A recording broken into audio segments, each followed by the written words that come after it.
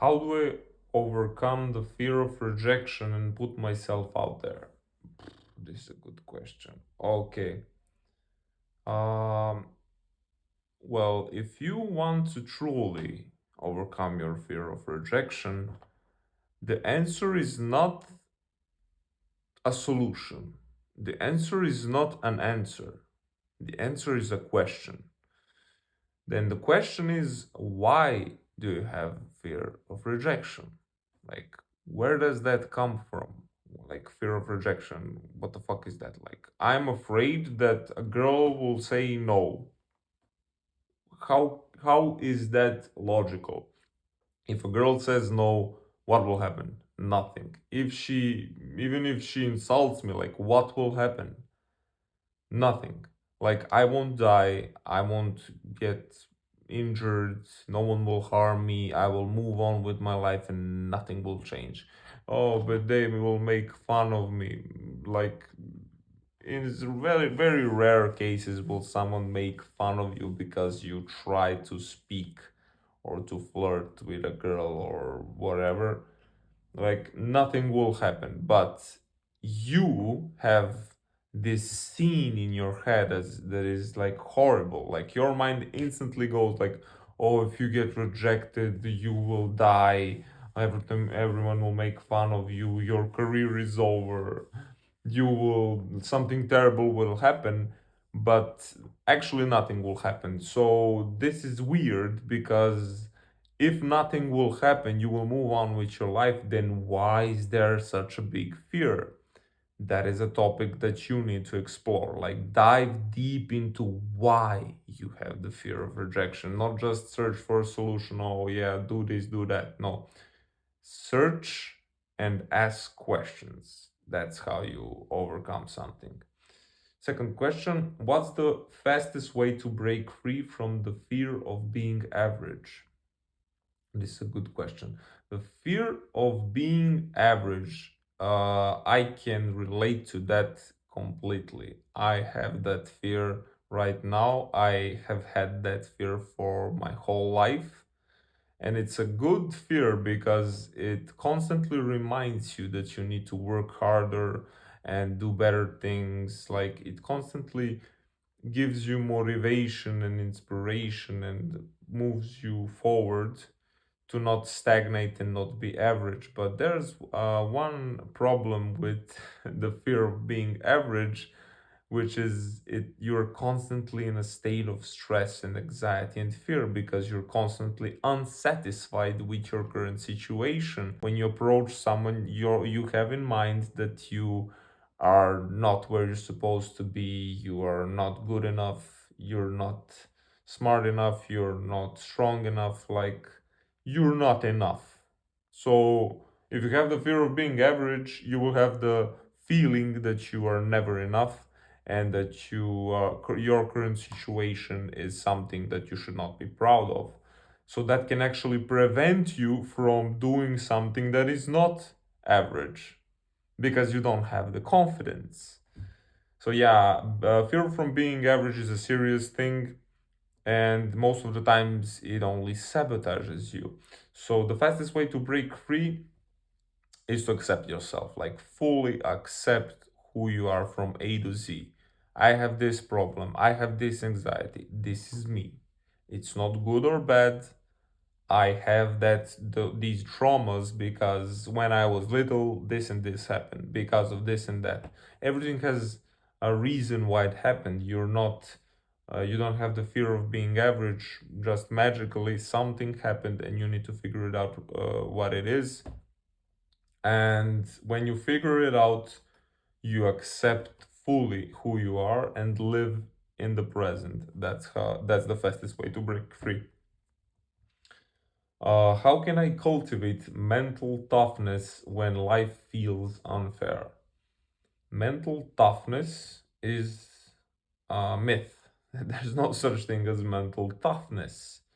Um, there is a sort of sustainability and stamina and sort of the ability to reject a certain urge. But like mental toughness, what the fuck is that? Like you get in this state where you're mentally tough, and what how do you know you're mentally tough? You know when you're physically tough, like you can withstand punches, you can lift heavy weights, but how are you mentally tough? Like it's something that society made and it doesn't exist. But how can you cultivate mental toughness when life feels unfair? I don't understand this question. You can train yourself and discipline yourself to withstand your urges, your sexual urges, your uh, dopamine spiking, indulging, and all that shit. But I don't know if life feels unfair. Okay, next question. What's the secret to finding real fulfillment, not just success? Ooh, this question is serious because when you achieve a certain level of success, um, it doesn't necessarily mean that you will be fulfilled. It actually, in most cases, you are not fulfilled because the thing that got you to that success is the feeling of unfulfillment. If you felt fulfilled, you wouldn't achieve that level of success. It's sort of a paradoxical thing. I don't know the answer to this question, but I do know that if you want to find real fulfillment and achieve success together, you need to find something that you don't have to necessarily love it, but you have to um, enjoy doing it for the most part because that will prevent you from being absolutely empty and hating the thing you do. Like, what's the point of being rich and successful if you fucking hate your job and what you do? Like, it makes no sense to do that. So you will be better off finding something that's enjoyable to you. And the last question, how do I silence my inner critic and start believing in myself? This question is serious because it's a very big problem in today's society. We all have this inner critic that constantly judges us. Like, you do something, you're bad, you're weak, I knew it, you couldn't do this because you're a pussy, you're a fucking bitch. And then you do something good and he's like, oh, okay, but never mind, like let's do something more. Like that inner critic is never satisfied and it never believes in himself. He always doubts everything you do. And if you want to silence him, you need to stop feeding him with your emotions and your fears. Like, the more you fear and the more you get emotional about that critic when he comes up, like he comes up, he says, you're weak because you did this, and the more you give him power and you agree with him, like, yeah, I'm fucking shit, I'm no, then of course he will get stronger and stronger because he feeds off your negative energy. And actually, the opposite way is not good also. If you try to fight him, he will also get stronger because that fighting is also something negative. And like it's sort of a that way. When you shout to someone, he will more likely shout back at you.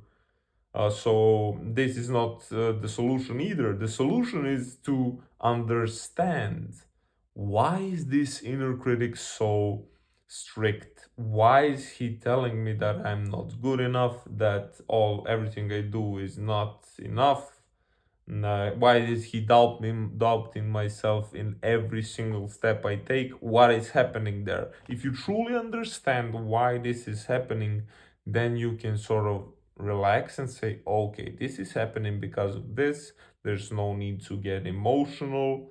Like, it's a perfectly normal thing. I accept myself the way I am. And the sort of the critic will sort of start to silence itself because it doesn't have anything to feed off of.